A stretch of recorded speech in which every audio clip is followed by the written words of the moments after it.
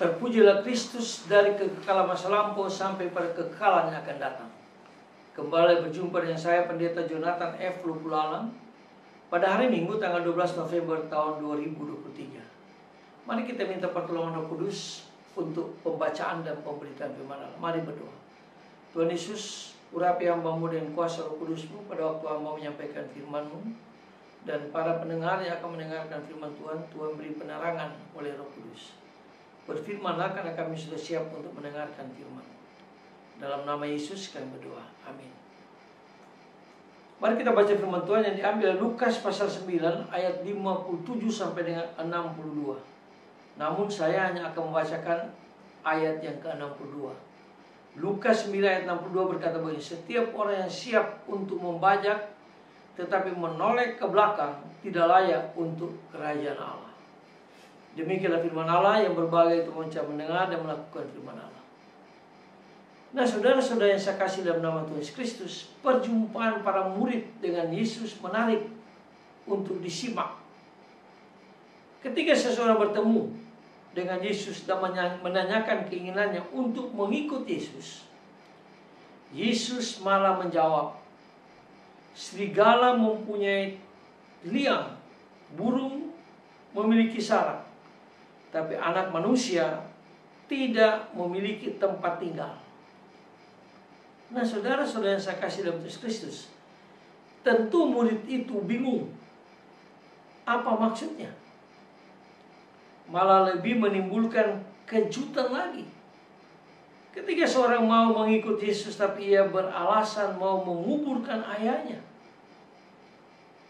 Lalu Yesus berkata kepadanya, biarkanlah orang mati menguburkan orang mati. Tetapi engkau pergilah dan beritakanlah kerajaan Allah di mana-mana.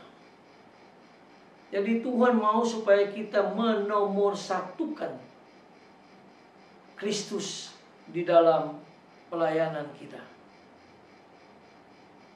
Nah, saudara-saudara saya kasih dalam Tuhan Kristus, yang lain mau pamit dulu kepada keluarga, tapi Yesus menegaskan bahwa orang yang siap membajak tapi menoleh ke belakang, orang tersebut tak layak untuk kerajaan Allah.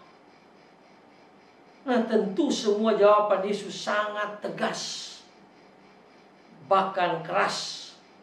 Lalu apa maksudnya? Nah, saudara-saudara yang saya kasih dalam nama Tuhan Yesus Kristus, rupanya Tuhan Yesus memiliki prinsip yang tak bisa ditawar-tawar. Ketika orang mau mengikutnya, sepertinya ia tak mengenal kompromi. Allah harus dinomorsatukan. Kristus harus dinomorsatukan. Dan mengikut Tuhan Yesus tidak boleh dijadikan sampingan atau kurang diutamakan. Jadi dalam kita melayani Tuhan, kita tidak boleh menganggap itu sampingan, atau kerja sampingan, atau pelayan sampingan. Tidak boleh. Harus menomorsatukan pelayanan bagi Tuhan Yesus. Nah, saudara-saudara yang saya kasih dalam Yesus Kristus, hal ini tentu merupakan tantangan yang tidak ringan. Hal menomorsatukan Kristus dalam melayani Kristus berarti harus berani meninggalkan segala-galanya, karena nilai kerajaan Allah tak dapat dibandingkan dengan nilai-nilai kerajaan duniawi ini. Nah, saudara-saudara yang saya kasih dalam Yesus Kristus, banyak hal yang menarik dalam dunia di sekitar kita. Apakah kita masih menomorsatukan Yesus dalam melayani dan berani menegaskan bahwa nilai kerajaan Allah merupakan nilai tertinggi yang harus kita peroleh dan harus kita capai.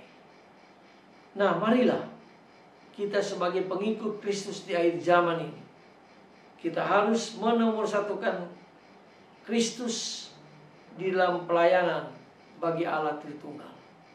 Mari kita tunduk kepala kita berdoa. Tuhan Yesus, ampuni kami kalau kami kurang menomorsatukan Allah, menomorsatukan Kristus dalam kami melayani Tuhan Yesus. Ampuni kami Tuhan dan perbaharui hidup kami, supaya kami mau menomorsatukan pelayanan bagi Kristus. Terima kasih Tuhan. Dengarlah doa kami, dalam nama Yesus kami berdoa. Haleluya, amin. Terpujilah Kristus, sampai kita berjumpa di kesempatan yang lain.